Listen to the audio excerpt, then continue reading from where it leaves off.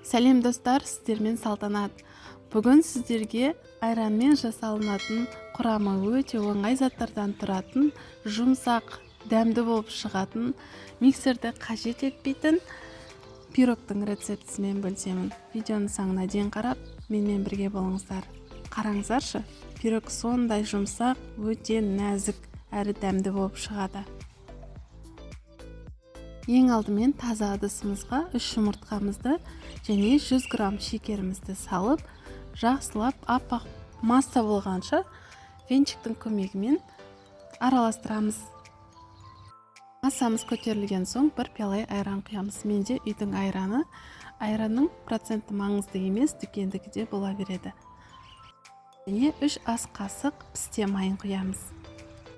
Массамызды араластырып, ұн мен қопсытқыш саламыз. 10 грамм қопсытқыш.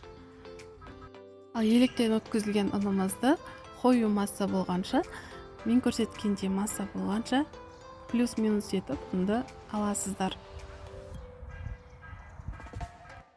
Мен көрсеткен ингредиенттерден артық қоспаңыздар.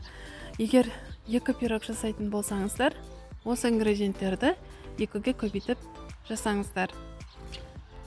Егер айранды көбірек қосып жүретін болсаңыздар, пирогымыз дұрыс шықпай қалады.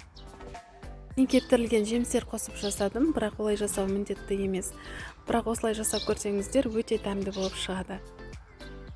Пешімізді 170-180 градуста қыздырып қоямыз. Кез келген пирогты жасаған кезде 20-25 минут өтпей пешті ашуға болмайды. Пирогты қалыпқа салып пісіріп аламыз. Және суыған соң, міндетті түрде суыған соң кесіңіздер. Пирогымыз 35 минутта дайын болады. Егер мен секілді кептірілген жемістер қосып жасайтын болсаңыздар, 5 минутқа пеште ұзақтау қалдырыңыздар. Пирог өте қолжетімді және дәмді болып шығады. Міндетті түрде жасап көріңіздер.